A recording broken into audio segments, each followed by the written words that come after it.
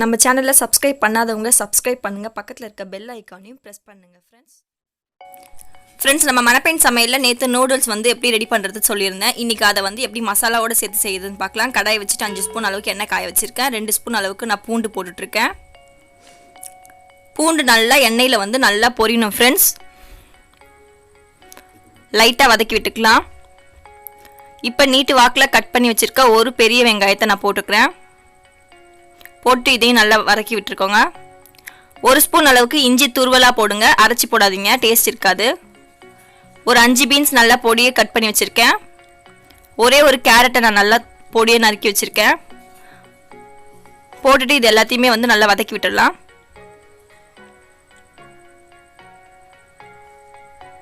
Friends இதுக்கு தேவையான அளவு உப்பு போட்டுக்கோங்க. ஃப்ரெண்ட்ஸ் நல்லா காரசாரமாக இருக்கிறதுக்காக சில்லி பேஸ்ட் வந்து நல்லா 1 ஸ்பூன் அளவுக்கு போட்டுக்கோங்க. நல்லா காரசாரமாக நல்லா டேஸ்ட்டாக இருக்கும். இப்போ 1/2 ஸ்பூன் அளவுக்கு நம்ம வந்து சோயா சாஸ் விட்டுக்கலாம். விட்டுட்டு நல்லா மிக்ஸ் பண்ணிடலாம். ஃப்ரெண்ட்ஸ் 1/4 ஸ்பூன் அளவுக்கு சில்லி பவுடர், 1/4 ஸ்பூன் அளவுக்கு கரம் மசாலா,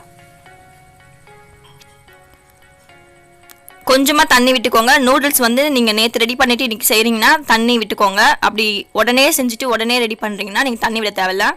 இப்போ நான் நேற்று ரெடி பண்ண நூடுல்ஸை இப்போ நான் போடுறேன்.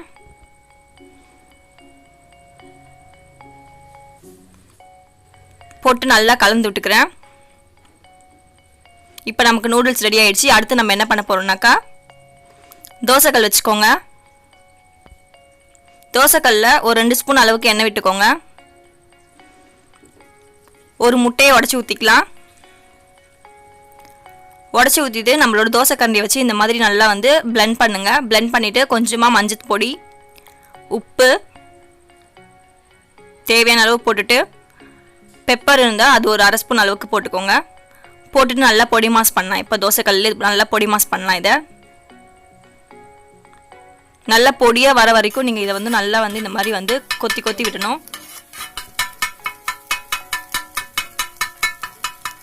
ஃப்ரெண்ட்ஸ் நீங்கள் நூடுல்ஸ்லேயே முட்டையை உடச்சி போட்டிங்கன்னா நல்லா டேஸ்ட் வராது. இந்த மாதிரி தனியாக செய்யுங்க, சரியான டேஸ்ட் வரும். கண்டிப்பாக வீட்டில் ட்ரை பண்ணலாம் ஃப்ரெண்ட்ஸ். இதை ரொம்ப ரொம்ப ஹெல்தி. அந்த நூடுல்ஸ் நான் எப்படி ரெடி பண்ணணும், கடையில் போய் நீங்கள் கஷ்டப்பட்டு வாங்கிட்டு இருப்பீங்க, அதெல்லாம் செய்யாதீங்க, அது அன்ஹெல்தி. நம்ம வீட்டிலே ப்ரிப்பேர் பண்ணுறது. இப்போ நான் நூடுல்ஸ் எடுத்து போட்டுடுறேன். போட்டுட்டு நான் வந்து முட்டையும் நம்ம ரெடி பண்ணி வச்சுருக்க மசாலா நூடுல்ஸையும் வந்து நல்லா மிக்ஸ் பண்ண போகிறோம்.